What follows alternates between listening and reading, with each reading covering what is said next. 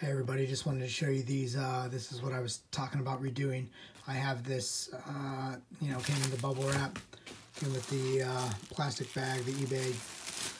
There is no box. Obviously, these are some straight beaters, but I was going to show you these real quick before I start getting into them. I bought these on eBay, and they were like $5, and they were talking about, they're sound, but there is some wear, but, it's $5 and like $5 shipped. I think it was like 11 bucks, so there was like 5 something, but they said they were cleaned and ready to go, which I wasn't planning on anyways. I think this is just dirt, but if you can see here, I took this, and I was hoping that I could get these clean because I noticed in the photos how dirty the waffle tabs were, and so I was hoping that I didn't have to paint those, and I just took a magic eraser on these, and it took less than 30 seconds, so that's good news. I think I'm going to re-dye and be doing some stuff here, and I'm going to be redoing them for Autism Awareness Month for my wife, and then try to get a tag here, one on each side that says autism and then awareness upside down, and maybe do a heat transfer on the insole if I can get those cleaned up and looking good. But I think, for 10 bucks a project piece, they are really beat, but I'm going to do the best I can on them, and we'll see, and then re-dye and clean and strip and then do all this stuff and start painting. And, it's the beginning of March now, so I hope to have these done. Well, I'll have these done by April, so. Oh yeah, the one interesting though, they did put some newspaper in here to maybe get out the creases for the pictures. So maybe originally they were going to ask for $3.50, and then they stuffed that stuff in there and thought, well, we can get $5 out of it now.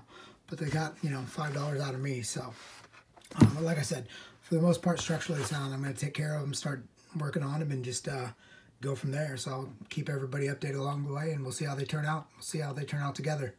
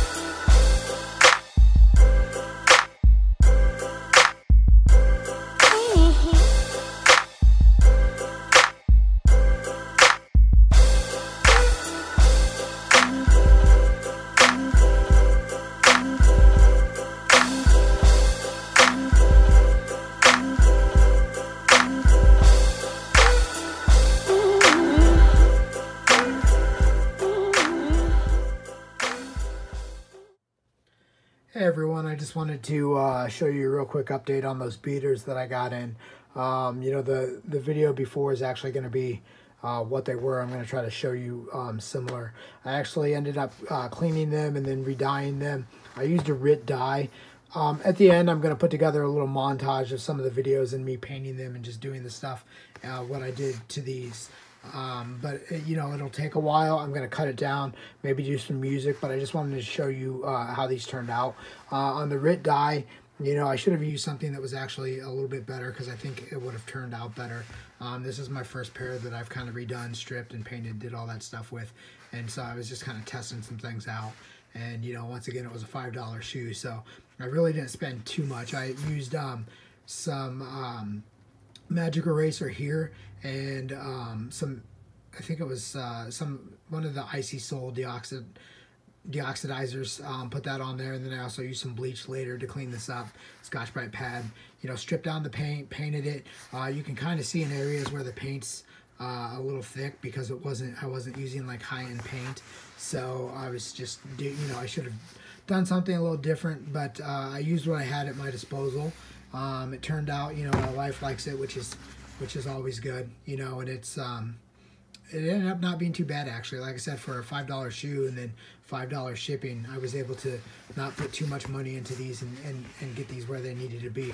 I was going to do something different with the laces, and I'm still kind of looking into that. But yeah, these turned out, you know, not too bad. And actually, if you can see there, the translucent, I dyed the bubbles, so I took that there. I don't know if you can see it. And then I only did it on the inside, and so then that way it shines through, and it comes through blue. And so that way, you know, on the outside there, I just thought it would be something, you know, a little unique. But yeah, the only thing, you know, I did a satin spray finish, and you can see some bubbles because the can was a little cold when I did it, but they turned out, you know, they're not too bad, to be honest, you know. And so I did do, let's see, in this one, it's the lighted up blue, you know, the insole there, a special insole. And then this one here has the love logo with the puzzle piece. And so, you know, that turned out pretty well.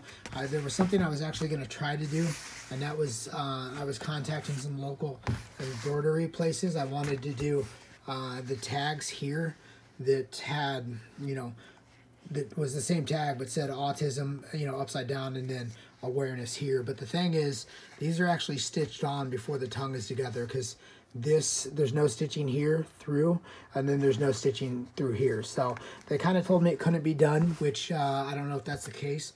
I'm probably going to look at some creative ways. I think that the stitching here can be opened up, and then maybe, I don't want to get too far around, but if there's access to the spot here, I think that it could be put on and then restitched down here. So we'll see. I'm not sure. I'm not gonna, you know, press the issue, but I am gonna see if you know, if it's something that will work. I also created I did a hang tag here. It turned out not too bad. Light blue on the inside, the Jumpman, and in the air. The only thing I wish I would have done is I painted this by hand, the black on the rubber here, and it was, you know, I should have just used a paint marker. It would have came out a lot cleaner, I think. And I'm, you know, looking at doing a special box as well. We'll see how much time I have. This really didn't take too long. Everything just cleaning and waiting for it to dry was the main issue. But like I said, it, you know, didn't turn out too bad. You know, the wife thought they were nice, and so that's what matters. You know, she's going to wear them, you know, to school at some point when they, you know, in April in Autism Awareness. You know, she runs one of the local elementary autism programs. Speaking of which, April is Autism Awareness Month.